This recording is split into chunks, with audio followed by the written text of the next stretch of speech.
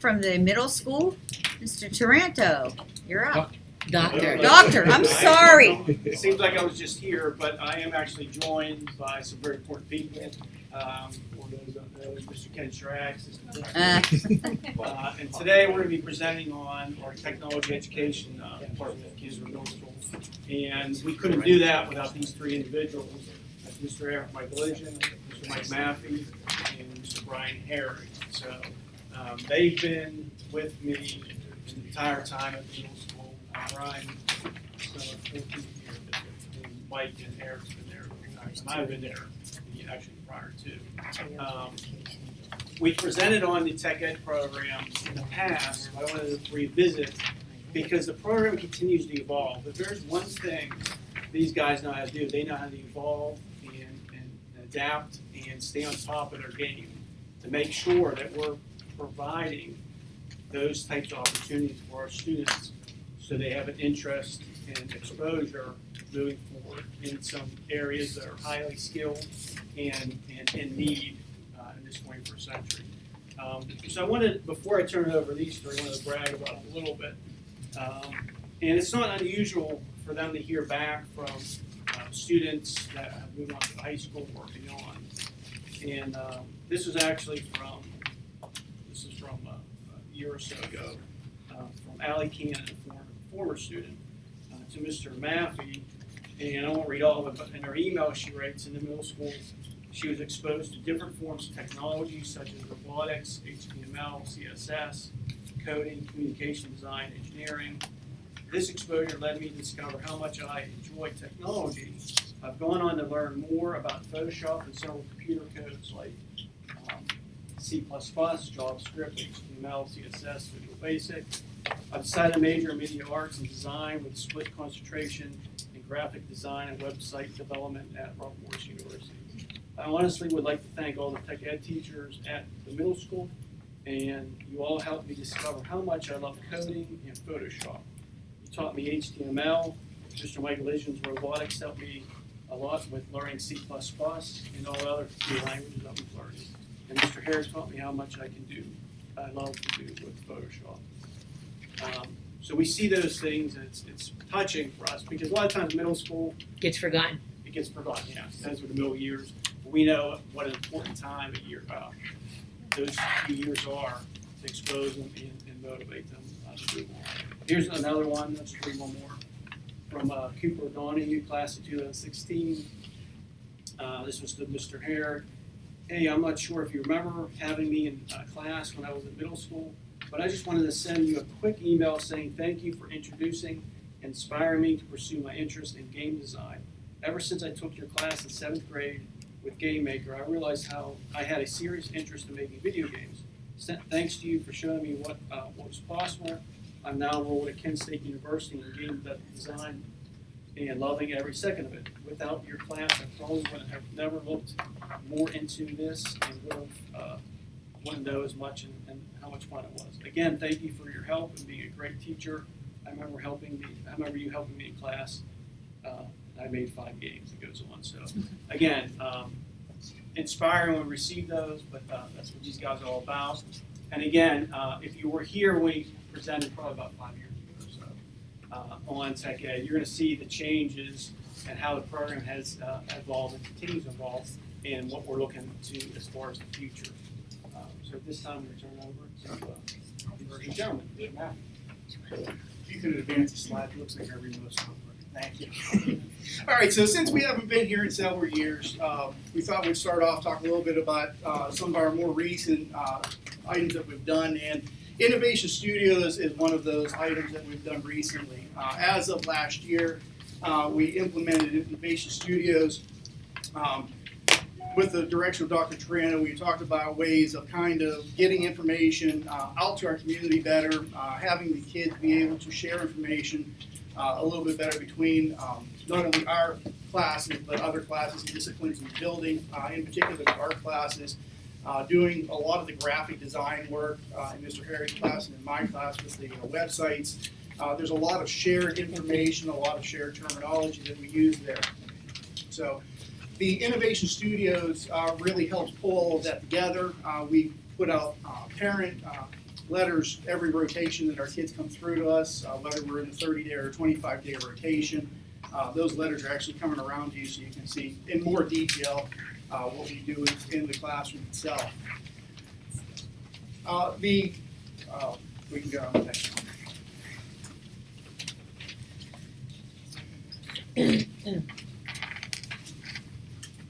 So all the students in the middle school, if you're not aware, go through our programs. It's not an elective in our particular case. So we get to see everybody, doesn't matter the ability level, everybody comes through our classes, everybody gets a chance to do our particular programs, which is really nice. Our classes are set up to be something just for exploratory, not mastery level, just to give the kids an opportunity to see some of the different things they get involved with, things that may pique interest, as you saw with or heard with the letters from former students. And those new ideas and new content areas can spike interest, and hopefully those kids are going to explore that more, maybe in high school classes, maybe in potential career choices later on down the line. And Mr. Eric will take the next one.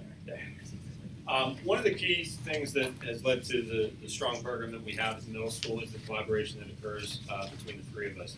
The fact that we have a true middle school schedule that allows for common planning time allows us to collaborate. We collaborate with each other on a daily basis, as well as with our art department, to make certain that things are lined up and are coordinated between our courses. Two of the most recent areas of collaboration that we wanted to highlight today were our focus around using content-specific vocabulary, as well as the vertical alignment of our concepts between all of our classes. The programming component that I teach is in the 7th grade, and I'm the first point of contact for programming in the middle school. The video game design programming that we do with Game Maker is meant to be an introduction in the middle school level to programming. That program there is designed to feed the 8th grade programming that these gentlemen work with. Over the years since 2008, when we began that, we began to see increases and gains in what our 8th graders were able to do. They were going to higher and higher levels, but they were also craving more and more opportunities. They wanted more enrichment. They wanted to know, well, what else can we do with this? So we continue to cycle back to what am I doing in 7th grade, what is occurring in 8th grade, and it's a very iterative process. We do that multiple times throughout the year, every single year. The gains that we saw in 8th grade allowed me to take things to a higher level in 7th grade, and multiple times since 2008. And we like to point out that this is before the Code to the Future students have even arrived at the middle school. We are ecstatic that that program is in place in this district, because that is going to continue to feed that bottom level, so we are going to continue to raise that bar as we go. You see at the bottom there, some of the examples of content-specific vocabulary that we're reinforcing are concepts such as variables, syntax, inputs, outputs, incrementing, and decrementing. Variables is one that not only was collaborated between how it applies to video game programming, how it applies to website programming, how it applies to microcontroller programming, we also reach out. We make sure that the definitions that we are using are consistent with what they're seeing in science class, with what they're seeing in math class, so that what we are doing continues to support what they are doing in those other content areas as well. Go to the next slide, please, Matt. What you see on the screen right here is just one example, and I know it's kind of hard to read what's on the right there, but on the left, you're seeing what is called traditional drag and drop programming. That's where we started with our students in 2008 in my class doing video game programming exclusively with drag and drop. It is introductory level. It is meant to be very user-friendly. It brings up a little dialog box. There are prompts for each of the inputs that it's looking for. If it's looking for an X coordinate, a Y coordinate, all of those different choices are there on the left. Where we are transitioning to now is that our students are doing more of straight coding. So it is text-based. They have to type in specific commands, following the correct syntax, following the correct formatting. The reason we're going to that is primarily because these gentlemen were telling me in 8th grade, our kids are coming up, they're ready for this. They're coming in, they're doing it at a higher level. It's interesting because I'm the first contact point. When I started that, I start everyone on drag and drop. Even to this day I do. But very quickly now we transition them over to code. There's a lot of opportunities where they could continue to do drag and drop, or they could do the higher level coding. Our students are choosing the higher level. They are becoming fluent in that programming language, and they are using that as an opportunity to exercise that on a constant basis for us, which is really cool. We don't like to forget where we came from. Technology is the tools we use to better our lives. So there's a growing emphasis on concepts such as programming. It's not caused us to drop some of the fundamental concepts that are vital to the development of well-rounded middle school technical students. Concepts that are still included are hands-on, minds-on activities. Students are still building. Students are still using their hands. We aren't dropping those skills for the technologies. We are merging two together because they do merge together. Next slide, please. In this example here, I've got a student, we were using the CNC machine just this week, computer numeric control, computer guided cutting tool. Just because we have computer guided cutting tools does not mean they still don't need the skills and the safety instructions on basic machines like the student there using the joiner on the left. The boards that came off the CNC machine still need jointed, they still needed process. So we added these technologies, we did not replace what we were doing in our classes with them. Next slide, please. As we move from the CNC awareness in the middle school, when they come back to me in 8th grade, they learn how to program that CNC machine. They design a part, they manufacture a part off the machine. And then we move on to an electronics class. And just last year, we added the Arduino microcontroller. Very powerful component, thank you.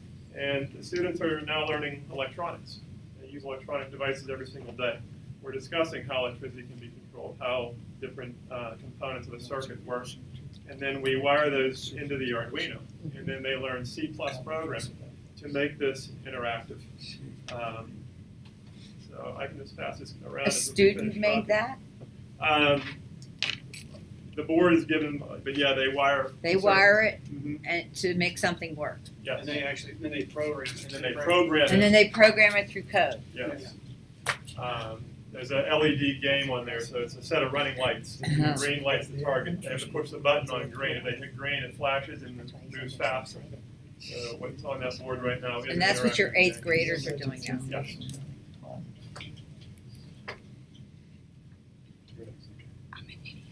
All right, along those same lines, for me in the design analysis class in 7th grade, with the students coming in, what we do is start off with some parametric design in SolidWorks, standard industry standard design package for 3D modeling. Once they're introduced to it, we do a basic model, and they use that program then to build on for things for our 3D printers, so they're able to print out artifacts. One of the artifacts I have everybody do is kind of the same thing, and then after that I allow them to free design something, be creative with it, once they understand the parameters of the software and using machines. And then they also use the software to develop their templates for their bridge designs. We are still doing engineering, we're still doing structural testing, so the students spend quite a bit of time in simulation programs, so they're able to look at tensile and compression strength forces on a structure. We go through all different types of materials. They test out their bridges within the simulator, and then they take those bridges and draw them in SolidWorks before they actually build the models that you see there on the bottom of the screen. Once we do the models, those are then later destructive tested, where we do an analysis on that. So the kids are doing some prediction, where the stress points are, what they think is going to happen with that, based on the simulation, and compare that data to find out what's going on with the structure, where it broke, why it broke, what they could do to improve that. And of course, we also have the 3D printers there in the bottom picture.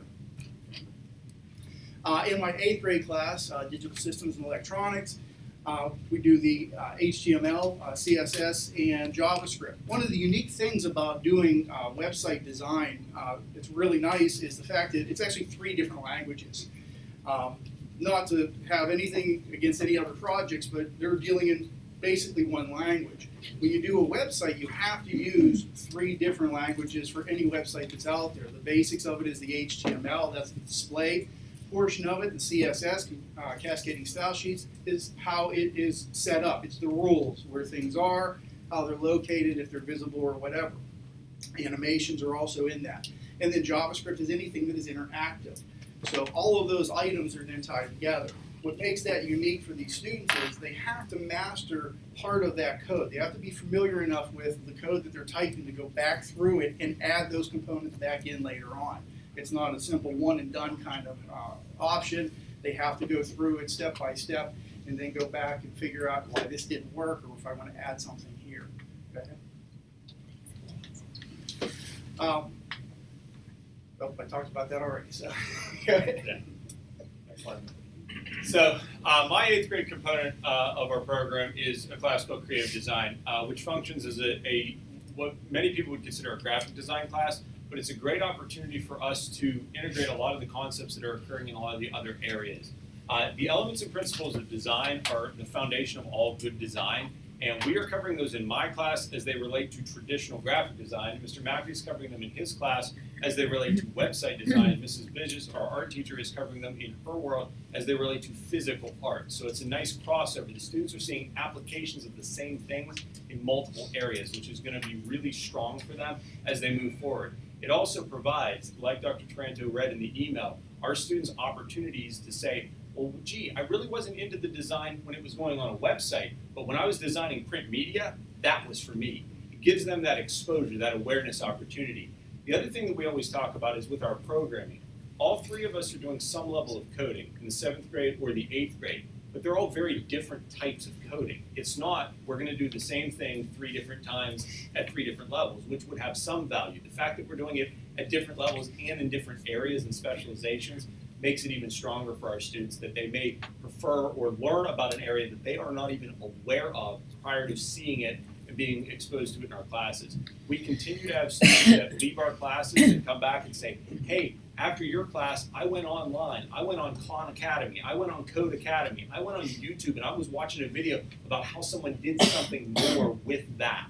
Resources for a lot of what we do is open source. A lot of them are free. Students continue to explore those independently outside of our class, which is very gratifying for us as teachers. One thing I'd like to emphasize is because we have a true middle school concept in the middle school, it's supported at the district level. We appreciate that. We're able to do these types of things. Every single student, and you mentioned this, goes through these classes. It's not an elective at the middle school. So we're able to expose them to all of these types of opportunities. That's important. You're talking about a half a year of tech ed instruction to put all their classes together each year, both in 7th and 8th grade. That's untouched in the area. You cannot get that level of tech ed anywhere you go in this area at middle school. It's because this district supports middle school concept. It's because we have, and it's because why Canon-McMillan has a middle school that's been recognized so many times at the state and national level. So we appreciate the support, and we're going to continue to do these types of things. We're going to continue to grow and do exciting things in supporting this community in this way. As always, we invite you to come to the middle school so you can see this stuff, see the kids actually doing this stuff, hands-on, minds-on. Please join us anytime. Stop by. We'd love to have you in the middle school. So, any questions? I want to thank you very much for, oh, I'm sorry, go ahead. Go ahead, I didn't hear. Yes. So, okay. Have you talked, so between the Code to the Future and the stuff that's going on, I know it's early in the program, and so that's going to have to Yes. coalesce somehow, All right? 3 have attended this Code of the Future The Epic Bill. Epic Bill. Yeah. Right, So- and so the language is going to have to start being the same, so that much like with the sports program, people have to Mrs. be Laney, speaking the same language. Yeah. Mrs. Laney gave us access to the curriculum resources Right. that are going on there. And as we move into the coming years, as that program continues to move forward, we're going to continue to keep our finger on that pulse and continue to, and I can speak for myself as the first contact point at the middle school. Right. That wave is going to hit me first, so I Right. get the exciting opportunity to say, okay, you guys are here and you're ready now. Now here's where we go. Because those kids are going to be more advanced than the kids you're seeing now, and so you have to advance the curriculum. We will be able to take it to the next level Yeah, with them yeah. because they are already going to come to us at a higher level than we are starting. We're starting with them in programming Right. now. It's going to only get better.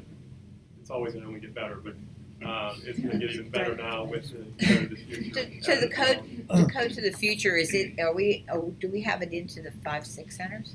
Yeah. Not So yet. what What kind of Just program is balancing between the elementary and this kind of program? Do we have something in that level that does that bridges those two? Well, what these gentlemen just described as access to the curriculum and also participating in the epic builds was also done with the intermediate level technology Okay. teacher. So, yeah, she'll get the first wave of those fourth graders this year. Okay. But our goal district wide is to first get all of our K4s, under that, so that we're sending Right. students with the same skills on, On, not yeah. You got a students good here farm versus system down here in the elementary school. The elementaries, They're yeah. gonna just We do. progress. It's a feed system, farm system, fit right into these programs, man. So, Wow, Amazing. outstanding, Awesome job. outstanding. do you have everything you need? Do you have all the resources that you need to? Don't ask that question. There's always more. Is there any more? There's checks around. Yeah, the big cardboard one. You're gonna have to spend a whole day when it comes, hopefully we get to the point of middle school design on the tech ed part, because these guys have design. Oh, They have I'm ideas. sure they'll have Unbelievable pages ideas on already. pages of design for us. Yes. We do have design software. Okay, I've there already you drawn a CAD drawing. Okay.